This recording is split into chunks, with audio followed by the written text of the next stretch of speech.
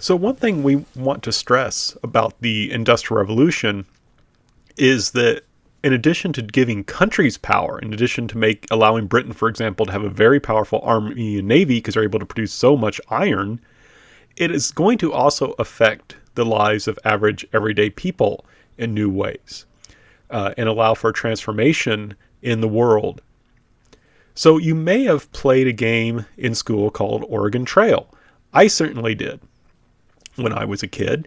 It was a fun game, but the idea of Oregon Trail was you were someone in the 1840s living on the eastern part of the United States, and you wanted to get to the state of, well, I guess it was the Oregon Territory at the time, on the West Coast. And you had to take this kind of wagon trip to get all the way from the East Coast to the West Coast of the United States.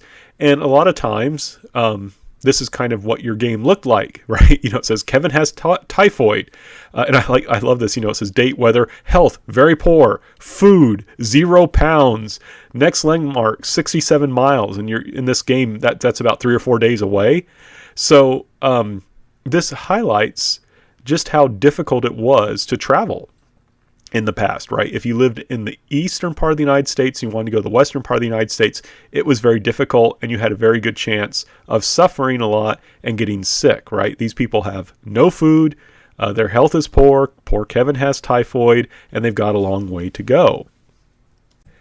And there was a good chance that your game would end like this: you have died of dysentery. So I like to point to this game because I think it's kind of it was a fun game to play. I hope you've had the experience of playing it, but it was hard. It was hard to actually successfully make that journey, and it was very easy to die on the way and to never actually get there. And that's what life was often like before the Industrial Revolution. If you did want to travel someplace, it could be incredibly dangerous, especially if you're wanting to move your entire family. But the Industrial Revolution will change that. As we've talked about before, but I'm going to highlight here, you had the invention of railroads, right? Steam engines, trains, whatever you want to call them. You had this thing right here in this picture. And wow, is that a lot faster and more reliable than being in a ox-drawn wagon. This is a much more efficient way of traveling, and it's a much safer way of traveling. It's a much cheaper way of traveling. So what happens is the development of railroads is not only going to make it easier to move goods around, as we talked about, but also to move people, right? Human beings can now travel much more quickly and much more safely. So that journey would be a lot easier to undertake, and you would have a lot greater chance of surviving it. And so people then are able to move about more quickly and to go travel wherever they would like. And this isn't simply on a national scale. It's not simply going from, say, the East Coast to the West Coast. It also is international, right? You're able to travel over the world on steamships, whereas before it would take months to travel, say, across the Atlantic Ocean, and you weren't sure when you would get there. With steamships, it's only a matter of a few weeks, and they can predict not only the day, but oftentimes the time when your ship would actually arrive. Right? So when you're just on a sailing ship that goes on wind power, you're at the mercy of the winds and the ocean's currents. And so, you were hoping that they could maybe guess to the day, but it was usually the week of when you would get from, say, England to the United States. And like I said, it could take several months. Now it's just taking a few weeks, and they can predict to the day, sometimes to the hour, of when your ship will arrive. And this is something that is, like I say, is not simply going to impact nationally, it's international. And that's why I chose this image. You'll notice this is kind of a curious drawing where they've spelled fire dart incorrectly in two places, and the American flag is really wonky looking, and you can see there's people who it looks like are about ready to fall off the ship. This is actually drawn by a Japanese artist. And this is showing how Japan's first kind of coming into contact with steamships and trying to figure them out. And within just a few years of coming into contact with steamships, the Japanese will start building their own, and they'll work well. So now, though, the key thing is now we have also safe, international, quick ways of traveling. And what's really striking is you are also able to communicate without actually having someone deliver a message. In the past, and I've tried to emphasize this before, and this is why you could have it was hard to have a really big empire, because of communication was so difficult. Because if you wanted to send someone from, say, if we're talking about the Ottoman Empire, from Istanbul to North Africa, that could take quite a long time, and take a long time to get a message back. But with telegraphs, you would be able to send and receive messages very, very quickly. And telegraphs were remarkably cheap. So, for example, this is an image from the American Civil War when telegraphs were used a lot. And you can see a telegraph, all you need is like some poles and some wire, and you can send messages. Now, it may take a while to translate the messages from Morse code into English, but this allows, you to move very, very quickly, because this is literally like moving it. Electricity moves very, very quickly. It's using electrical impulses to share messages. So this is astounding. Right now we can deliver messages, again, quickly and easily without anyone actually delivering the message. Right? In the past, a message only moved as fast as the messenger could run, or the ship could sail, or a horse could gallop. But now you can send messages over long distances very, very quickly and easily. And they will eventually build a telegraph line under the ocean so that you can have telegraph messages from Europe to the United States. So you could have messages coming internationally within just a few hours, right? Where in the past it would have taken months or weeks to get news between the United States and the continent. And I like this image because it helps us kind of think about how this revolution in communication, this telegraph, allowed for a government to better control its army, for example. Right? Abraham Lincoln, during the Civil War, is going to know what his army is up to and is able to give commands and orders very quickly, and he can respond very quickly to difficult situations. The same thing will happen with businesses. So this allows us to really have a kind of international business, to allow governments to more effectively work, not only within the country, but internationally as well. So this ability for people to move and to talk to each other has really expanded, right? Travel times that would take months and could be dangerous and unsafe have gone down to just weeks and are now very safe. And even if you're not having a person move back and forth, you can still communicate very easily and very cheaply. And this will allow people to move around much more easily. It will allow for greater control by governments, by corporations, and things like that.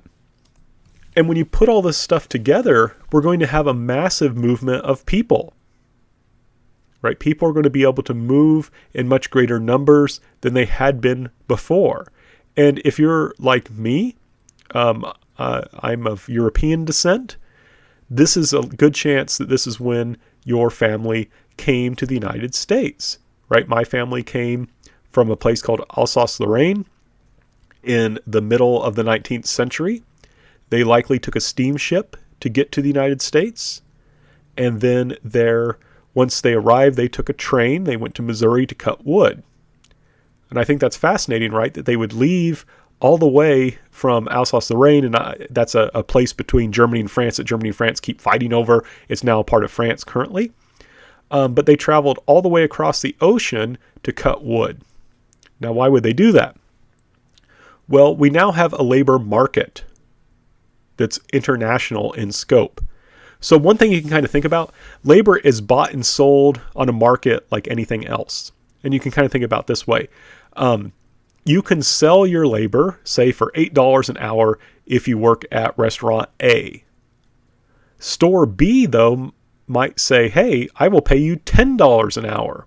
And so you may go to store B, right? You say, okay, I make $8 an hour at restaurant A, but if I go to store B, I can make $10 an hour.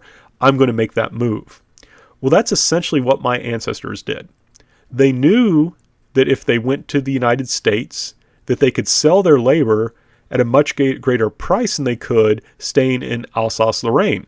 In fact, in Alsace-Lorraine, they were probably having trouble finding a job to begin with.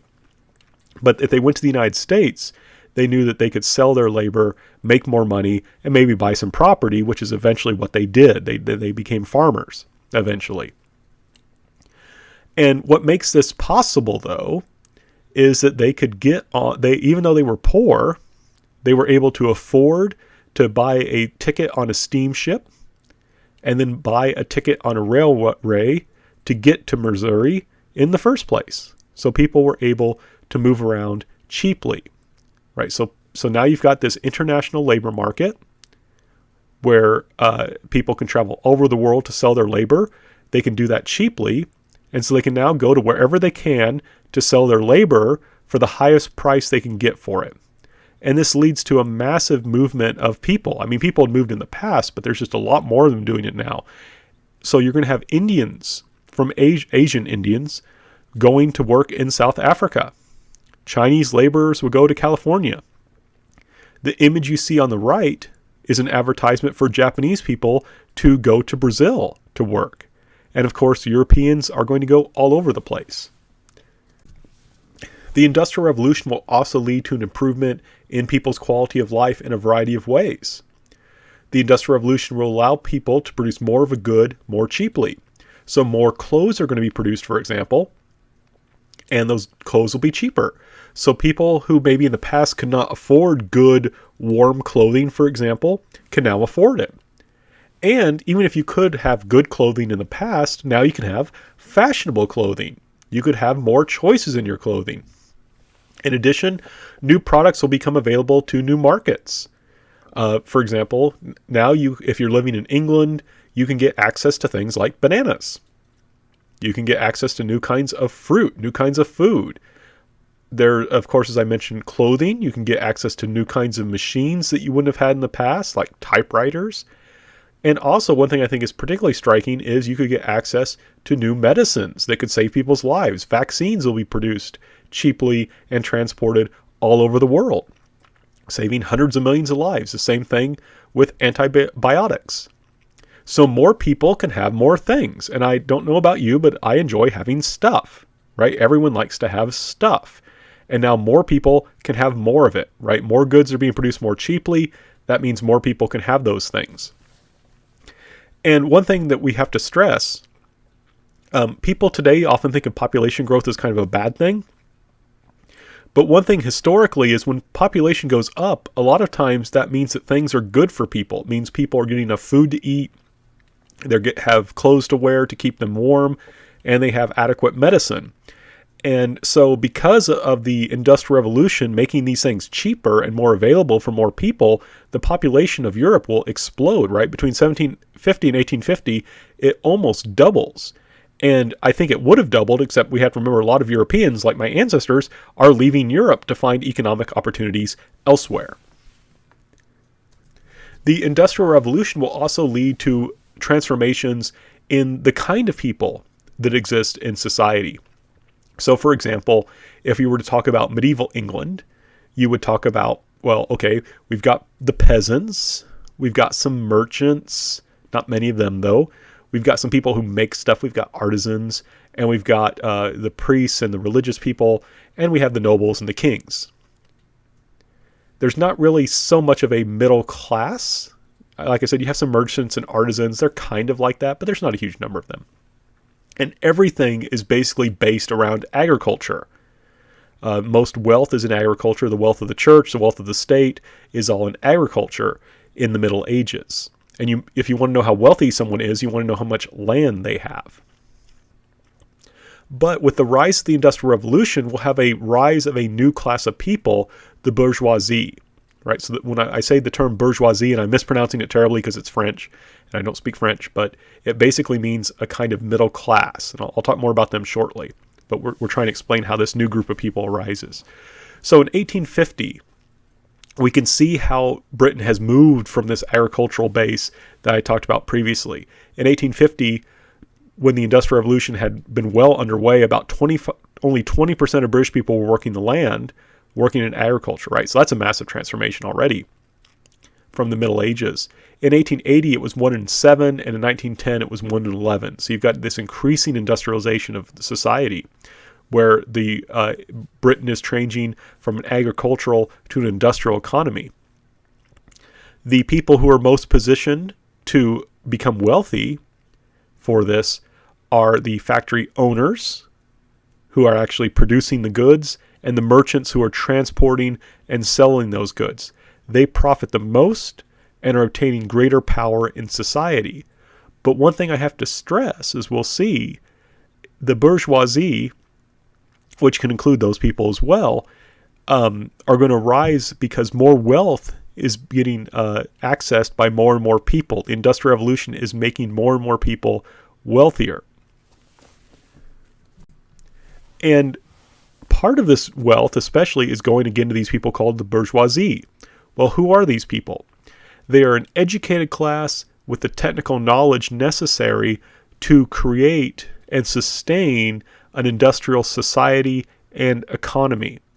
Right? The bourgeoisie is a kind of middle class of educated people who have important technical knowledge that allow for the functioning of an industrial society.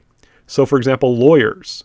You need lawyers, right? If you're going to have a factory that is buying goods, buying natural resources, you have to have good business contracts. Lawyers, we often think, when we think of lawyers, we think of conflict. But what's key is a good lawyer prevents conflict by doing things, by creating fair and clear contracts that both people understand what their obligations are under. So when you have an industrial society, business law gets very complex. You have all these different, like I said, different companies that are trying to work together to buy and sell products. And that's necessary to do things efficiently. And lawyers help keep that smooth. You need accountants. You need people who are able to keep track of all the transactions that are taking place and to figure out how to plan and budget and so forth. You need clerks who are keeping a lot of records of what's being bought and sold and so forth. You need teachers because you have to be able to read and write and do at least basic arithmetic to have an industrial society. You cannot have an industrial revolution where 90% of the people are illiterate. You need things like physicians and government officials for all this to move smoothly. And so these people are necessary for the smooth running of an industrial society and industrial economy, and they're making money from it, so they're able to afford the products being produced by this society, by these new factories and so forth, which increases demand, which leads to even more development in the Industrial Revolution. And these people are also often very active in government. A lot of the moral reform efforts that will happen in the 19th century will find their roots in the bourgeoisie. In addition, these people will increasingly have the right to vote and will have the money to buy bonds. So they will become incredibly active in government. So that's important. Remember how we talked about earlier in England, it was very limited who could actually vote. But things will eventually expand as time goes on to include the bourgeoisie, and that will include more and more people getting the right to vote. And in particular, women will be a part of this class, and the Industrial Revolution will lead to new opportunities for women. Women, for example, will work as clerks. Women will work as typists. Remember, we're kind of used to modern word processing, but they didn't have access to that. They need people who can type and type quickly. Women will often serve as secretaries, saleswomen in the new stores being built for the industrial products, as teachers, and as nurses. And now on one side, you may look at this and say, well, these are all women in subordinate positions, right? They're the secretaries, not the bosses. They're teachers, not principals. And they're nurses, not doctors. And that is true. But one thing I want to emphasize is that these are opportunities for women that they maybe wouldn't have had before. And this allows women an increasing amount of financial independence. Right? When a woman in the Middle Ages had worked on a farm, she would have worked hard helping out her family farm, but it wasn't her stuff. It belonged to the family, right, in a sense, and especially legally to the man.